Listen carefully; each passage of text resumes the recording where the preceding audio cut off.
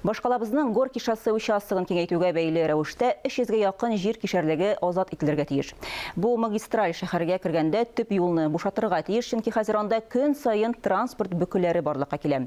Яңа трасса кайдан уза? Бу хакта алдагы язмада. Һәр иртә башкалабыз кунаклары һәм халкы кирү юлында бөкеләргә очрый. Горький шоссесы иртәнге сәгатьләрдә Бермуд эчпешмәгенә охшап кала.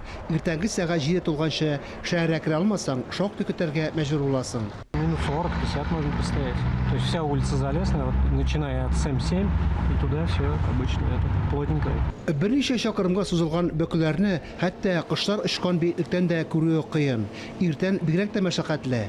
Сулда хәрәкәт полосасында транспортның тизлеге сәгатенә 10 чакрымнан артмый. Пробки и колея большая. Время-то раньше берем, да, идет не по времени.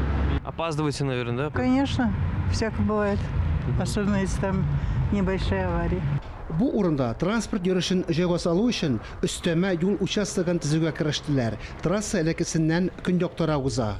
Горький шоссесының икенче чираты төзелешенең башланган чаты билгеле. Уңда Киров дамбасы, сулда Елга техникумы. Бу урында юл рейслар юлы буйлап уза, ә алга таба күпер кишүенә кадәр дәвам итәргә тиеш. Юлның озынлыгы 13 километрга якын. Транспорт артериясе төзелеп килүче Серебряный Бор 32-нче хәрби шәһәрчек аша узып, шәһәрнең Киров районын М7 трассасы белән таштырачак. Төзелешнең беренче этабы өлешчә тәмамланган. Бу километр ярым полосалы юл. Хәзер эшләр кирү зонасын төзүгә, территорияләрне чистартуга керешә. Шуңа бәйле рәвештә 300-гә якын җир кишәрлеге азат ителергә тиеш.